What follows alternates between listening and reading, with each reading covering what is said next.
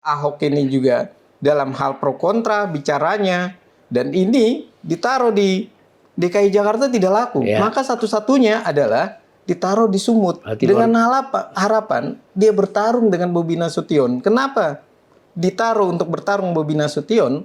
Karena PDI Perjuangan tahu kader PDI Perjuangan yang terbaik adalah Bobi Nasution. Dia adalah wali kota Medan yang siap untuk naik ke level berikutnya. Dan bagaimana PDI Perjuangan? Kalau ngajuin Jarot ya lewat. Maka satu-satunya cara adalah mengajukan Ahok.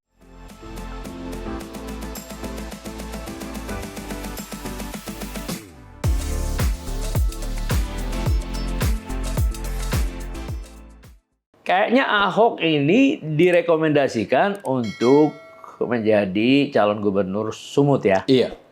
Dan berarti akan berhadapan dengan Bobi kan? Iya. Nah, gimana menurut Anda?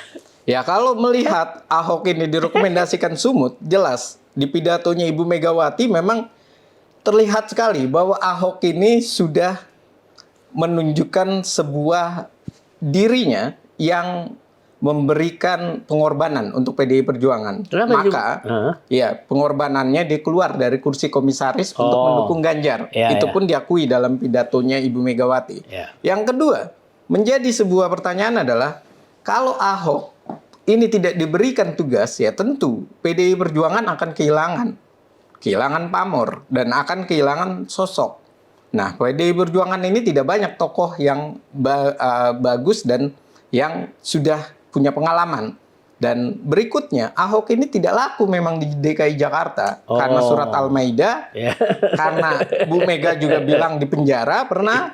Dan yang ketiga adalah Ahok ini juga dalam hal pro kontra bicaranya, dan ini ditaruh di DKI Jakarta tidak laku. Maka satu-satunya adalah ditaruh di Sumut. Dengan harapan dia bertarung dengan Bobi Nasution. Kenapa ditaruh untuk bertarung Bobi Nasution?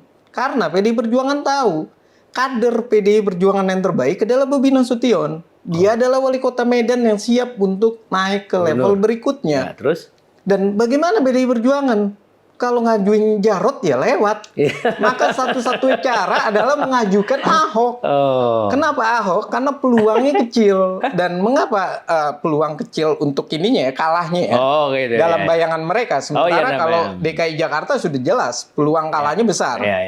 Nah, artinya itu masih terbuka sekali kesempatan menang Ahok. Nah, sisi berikutnya ini menjadi pertanyaan, apakah benar masyarakat Sumut itu mau dengan bahasa-bahasa kasar seperti yang dilakukan Ahok? Ini kan juga sebuah pertanyaan yang patut ditanya kepada masyarakat Sumut. Apakah gaya Ahok yang kasar, gaya Ahok yang asal bicara itu layak untuk daerah Sumut? Nah, ini yang harus dipahami dan harus dilihat oleh masyarakat. Karena Ahok itu bukan soal kinerja. Ahok ini adalah seorang politisi yang bisa melawan politisi lain, yang bisa melawan birokrasinya sendiri. Dan Ahok ini tidak peduli dengan apakah dia buruk citranya atau apapun gitu loh.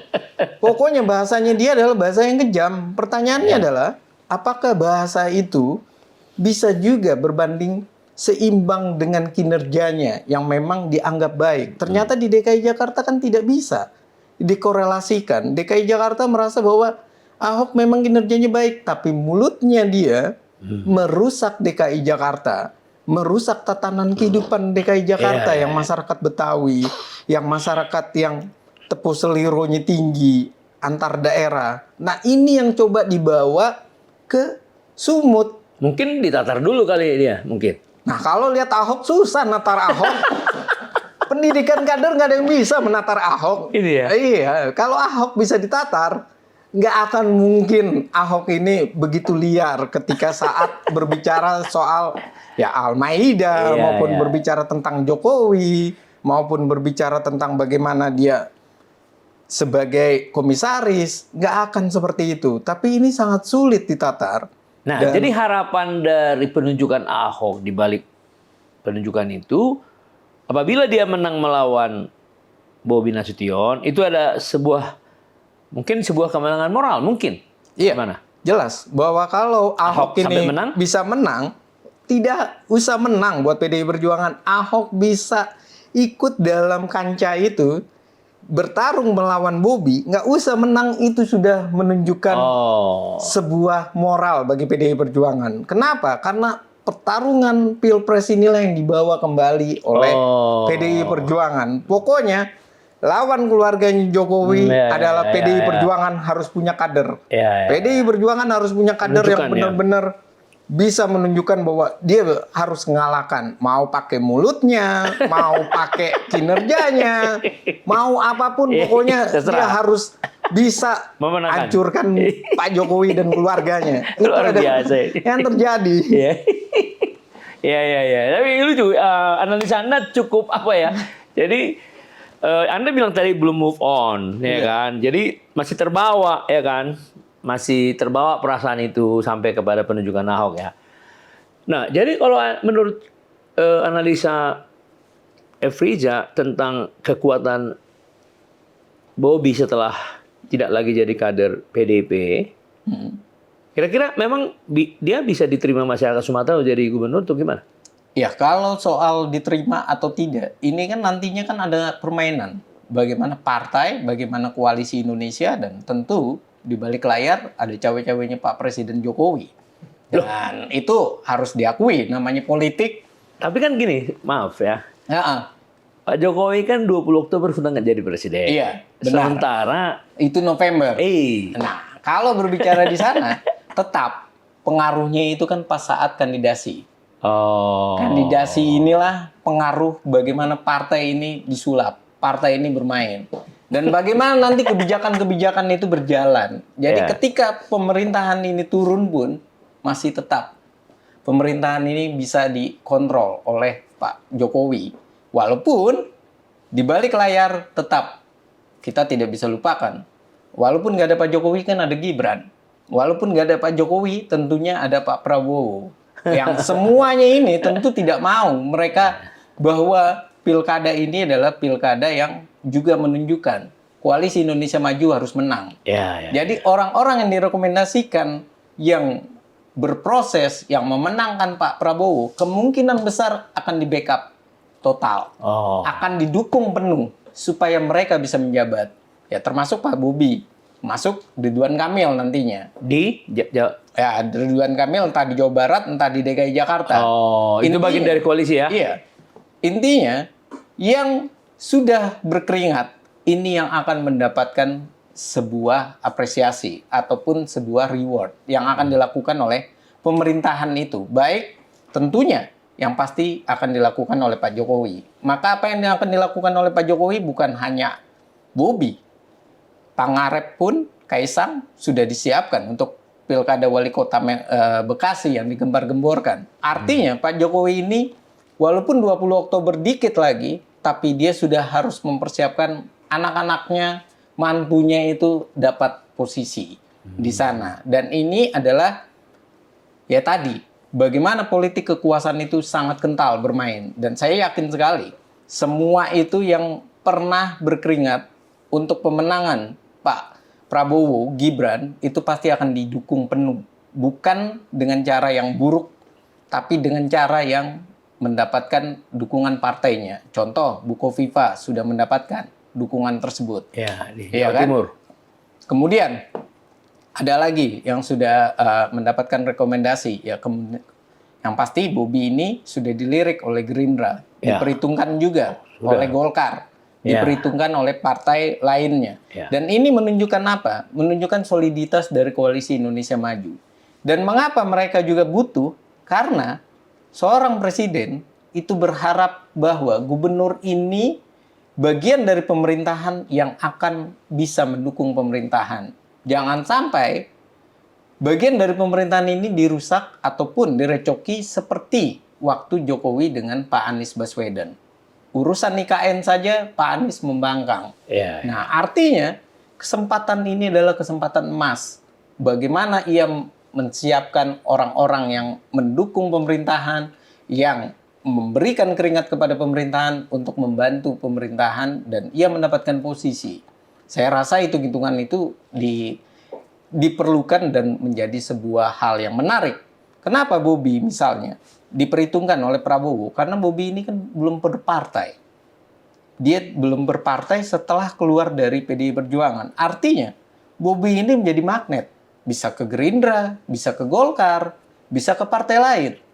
Dan ini dia juga menjadi magnet tersendiri. Karena dia adalah mantunya Pak Presiden Jokowi. Dan dia menjadi magnet karena banyak hasil karyanya, hasil kinerjanya, bahkan bagaimana jasa atau penghargaan sudah diberikan oleh seorang Presiden Jokowi. Artinya, memang Pak Presiden Jokowi ini, bagaimanapun ia mau mengemas daerah ini menjadi sebuah bentuk dukungan terhadap pemerintahan. Jadi setiap daerah, setiap provinsi saya yakin sudah dibidik sama mereka. Kalau bisa mereka mendapatkan sekitar 70-80% kemenangan koalisi Indonesia Maju. Nah, di daerah mana saja itu?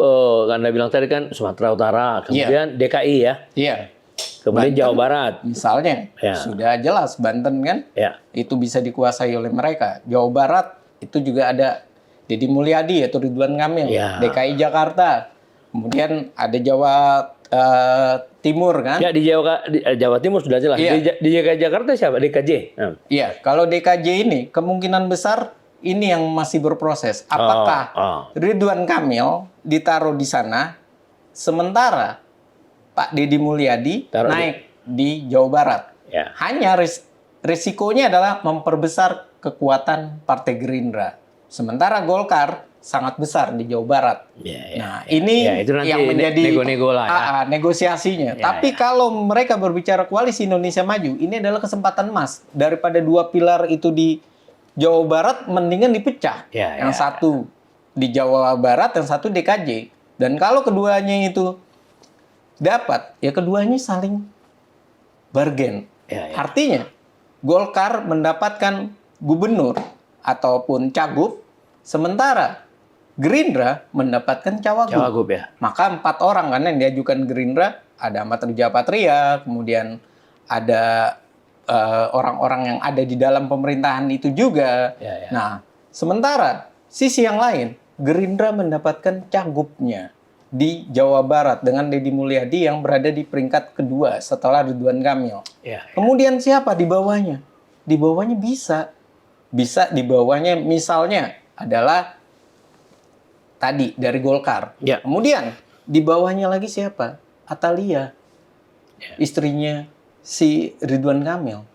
Kalau Ridwan Kamil berada di Jawa Barat, istrinya ada di Jawa Barat juga, di Bandung. Ini sangat dinasti politik nantinya. Ini sangat tidak baik bagi Ridwan Kamil.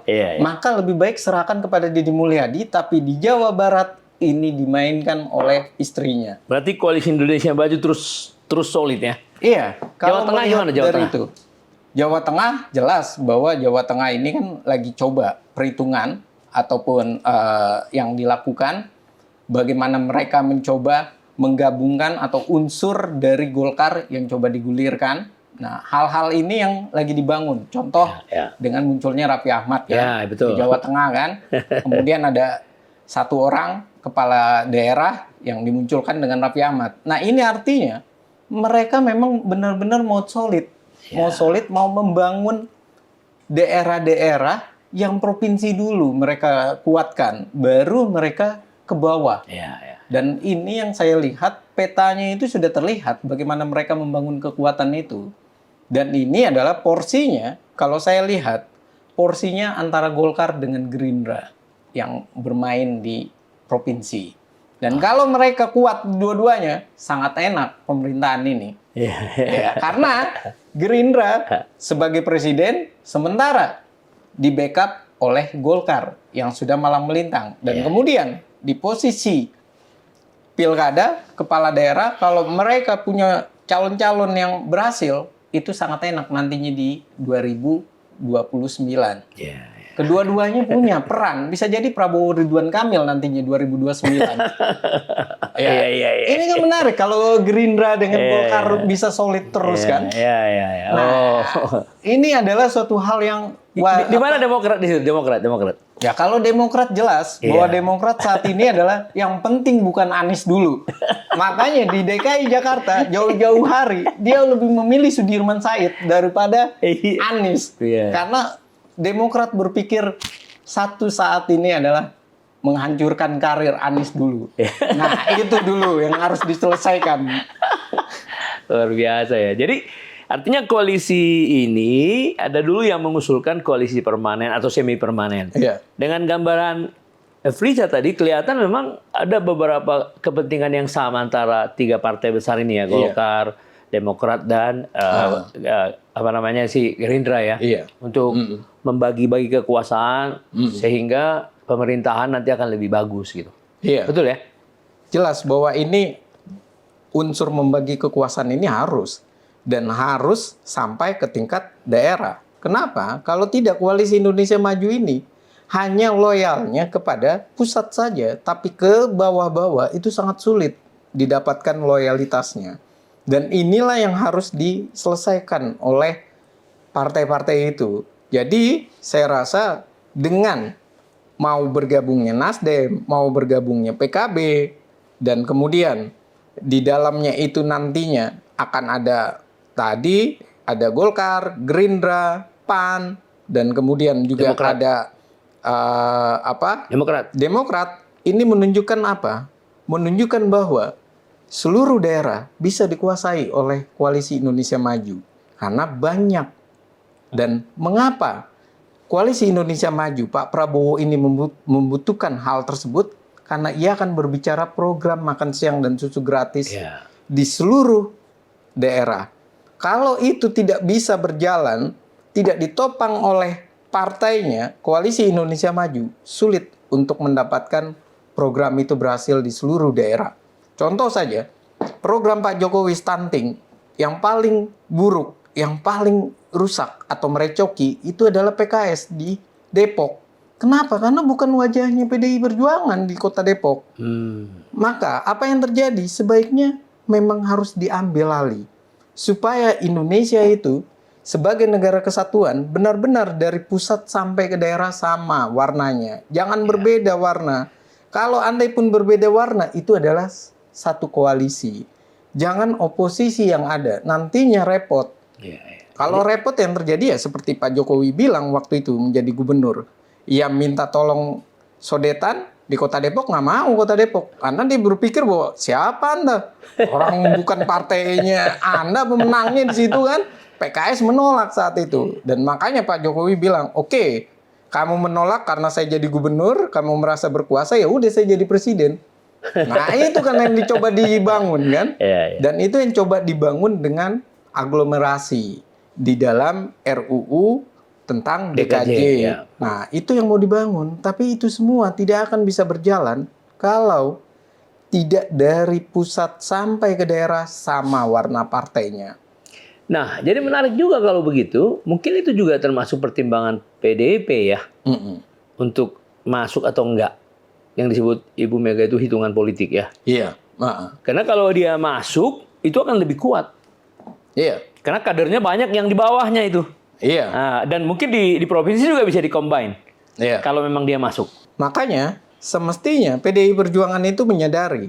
Bukan seperti yang katanya Bu Megawati, bukan elektoral, bukan perhitungan suara, tapi bagaimana melayani rakyat. Bagaimana nasionalisme itu hadir untuk rakyatnya. Bagaimana rakyat ini diperjuangkan suaranya. Nah inilah yang harusnya digelorakan oleh partai. Tapi saya yakin untuk tingkat-tingkat yang lain bisa. Tapi mempertemukan Ahok dengan Bobi dalam satu frame sebagai calon gubernur, calon wakil gubernur itu kayaknya sulit. Kedua-duanya sudah tidak bisa lagi berharap bahwa Jokowi dengan Ahok seperti waktu itu. Karena ini sudah beririsan bahwa PDI Perjuangan tidak menolak Gerindra, tidak membenci Pak Prabowo sebagai capres terpilih, tapi ia menolak Jokowi dan keluarganya. Dan inilah yang repot memang untuk disatukan disatukan di beberapa frame ya. Untuk misalnya wali kota Bekasi, kalau Kaisang maju, nggak mungkin. PDI Perjuangan pasti akan punya calon yang kuat. Nah, itu yang sangat sulit untuk keluarganya Pak Jokowi. Ya, jadi ini cukup cukup komprehensif ini penilaian ini. Dan lebih baik kita tunggu nanti apa yang terjadi pada sikap PDIP ya yang akan datang, dan mudah-mudahan dia akan menentukan itu sebelum kebentukan kabinet. Iya. Saya kira itu ya. Terima kasih Bung. Nanti Oke. kita lanjut lagi pada kesempatan lain ya. Iya, sama-sama.